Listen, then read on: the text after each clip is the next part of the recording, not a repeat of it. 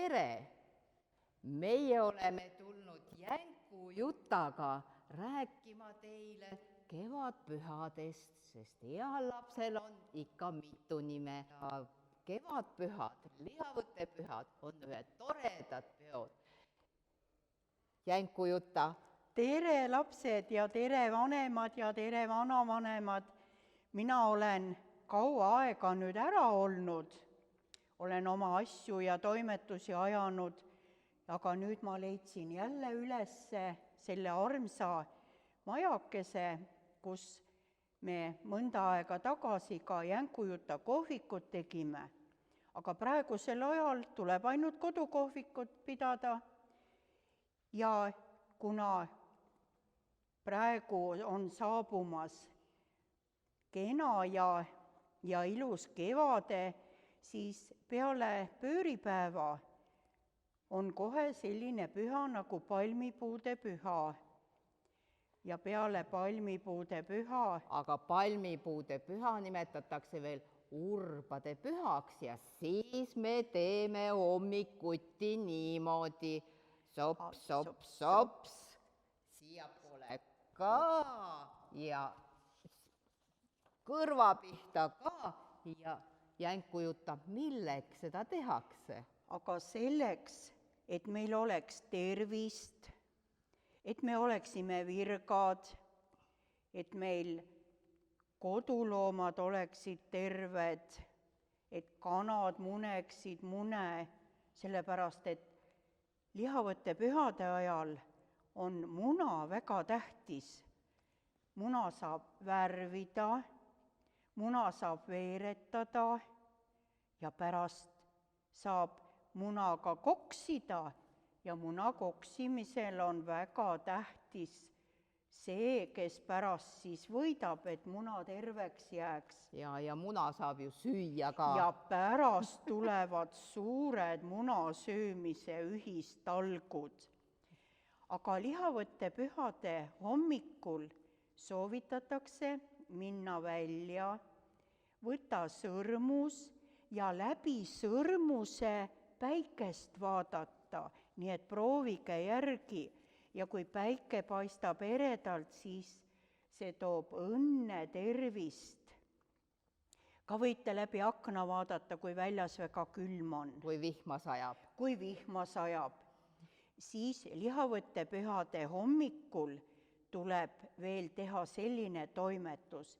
Seisate püsti ja lööte ühe jala vastu maad ja teise jala vastu maad või teete sellist karutammumist, et see toob tervist, et te jaksaksite terve päeva ja terve selle raske ja pika aja, mis me kodus peame olema, vastu pidada. Hommikuti tuleb silmi pesta, hõbekausis, kui teil on hõbekaus või kui teil on mõni hõbeese, siis pange see sinna silmapesu vette. Hõbelusikas. Hõbelusikas, peske silmi. Ja siis on veel üks selline vahva toimetus, mis on lõnga kerimine. Aga praegusel ajal enam rahvakalendri järgi naised kodutöid teha ei tohtinud kangast kududa ega sokki kududa ega kinnast, sellepärast et maarjapäevast alates tulevad juba õues tööd tegemisele, aga siis mäng selline lõnga kerimine, et kes kerib kõige kiiremini suure lõngakera, sellel kapsad kasvavad suured. Aga kas arvutis tohib olla? Ei, arvutis ei tohi olla. See on uuema aja kombestik, et arvutis ei tohi olla, kui sul ainult ei ole vaja koolis käia või õppida midagi uut. Iga päev, siis puhkame ja silmad vajavad puhkust. Just, et pühade hommikul saavad kõik pereliikmed ühise laua taga kokku, söövad võib-olla pannkooke, mis on meil tavaline perepühapäeva hommikusöök, pannkoogid vanaema moosiga. Aga enne seda te võite veel näiteks kodus pühade kaarte meisterdada. Praegusel ajal muidugi kaardi saatmine kui selline on harvemaks jäänud, aga te võite teha selle kaardi valmis ja siis virtuaalselt selle kaardi saata näiteks vanaemale või heale sõbrale või kaugele sugulasele, kes kaugel elab. Ja pajukasse kleepige, need pajukassid on nii toredad, neid on erinevaid, suuri ja väikeseid. Ja urbepäev ongi selline päev, mis siis toimub toimetused kõik pajuokstega ja sellel päeval ka võib teha odrakruubi putru, et seda kutsuti ka urvapudruks. Ja on veel paksupudrupäev, sellised põnevad sõnad ja väljendid olid vanarahval selle päeva kohta, et kes on huvitatud nendest kommetest, tegevustest, siis te leiate kõik Eesti Rahvakalendri andmebaasist ülesse need tegevused. Ja üks tähtis toimetus on veel kevadpühade ajal. Selleks tuleb ehitada kiik. Vanasti ehitati suured puidust kiiged. Lihavõtte pühade ajaks pidi olema kiik valmis ja kõik külanoored tulid kiike katsuma. Ja kas eelmise aasta kiigu peal tohib kiikuda? Tohib küll, aga enne seda tuleb see kiik ilusti puhtaks pesta, kõik halb ja negatiivne sealt ära pühkida, ilusti teda kaunistada pajuurvastega või väikeste munakestega või lintidega ja siis rõõmsalt kiikuda. Patsipaeltega. Patsipaeltega, ja ka sellel ajal hakati juba karja laskma välja, et enne olid koduloomad kõik laudas, siis lasti juba põllule. Praegu mõnes kohas on juba natukene rohtu, aga varsti saab kõik aasroheliseks ja seda kutsuti ka veel siis karjalaskepäeva eelseks päevaks, et 1. aprill oli siis nagu see aeg, kus loomad juba lubati välja. Et mina oma jänkuperega ka olen mõned asjad siis juba ette valmistanud, et metsas käisime pajutibusid toomas ja mis teie pool ka põnevat tehakse siis? No ma arvan, et aga võite, kui õue lähete, võtke keedumunad kaasa ja peitke mõne keedumuna siis lumikellukese kroonlehe alla. Lumikellukese kroonlehe alla, vot mina ei ole seda veel kuulnud. See on väga põnev tegevus, et siin on nüüd 2 poolt siis, kust ma leian suured lumikellukesed või kust ma saan väikesed munad.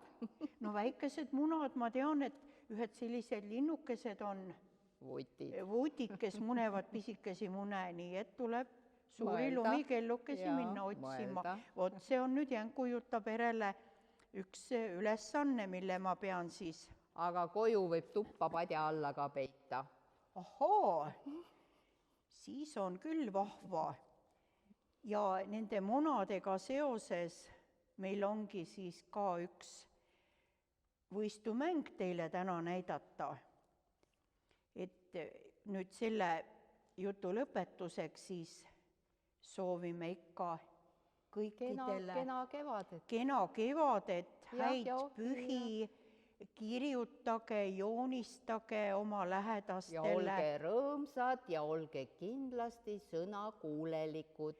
Ja sõnakuulelik peab olema, sellepärast et kõik lapsed, minu lapsed ka peavad sõna kuulama, aga ega nad on ulakad ka, sellepärast et no vaata, väljas päike paistab, linnud laulavad.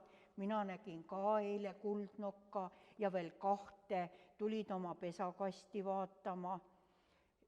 tükk aega istusid seal ja siristasid kahekesi ja siis lendasid ära, aga ma usun, et mõne päeva pärast leiavad omale ka kodu aga sinna. teile näitame ühte mängu, mille saaks kindlasti iga kodus proovida. Jaa, sellepärast, et selleks on vaja teil igale ühele ühte muna.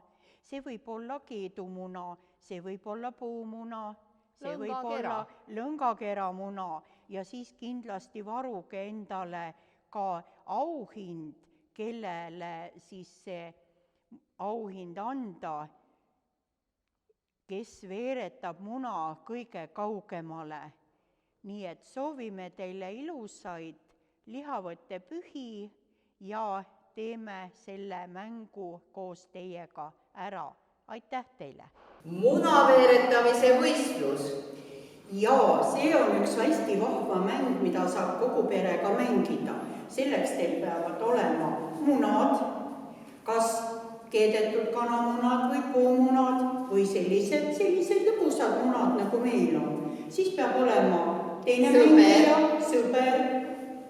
Ja meie siin Maretiga siis üritame nüüd näidata teile ja näitamegi ja vaatame, kelle munad veeresid kõige kaugemale. Aga enne muna veeretamise mängu siis varuge salaja üks kas magus, sööda või mõni muu auhind, et anda sellele, kelle muna kõige kaugemale veereb. Ja Maret alustab. Võtame muna ja muna läheb. Oo! Minul on oranž muna. Ei läinud kaugele, me proovime veel.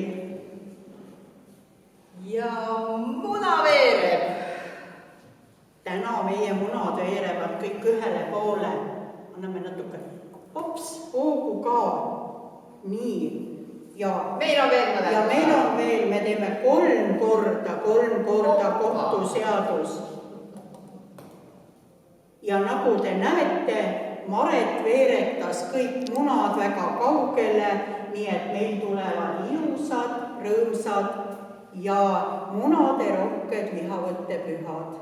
Häid pühi teile!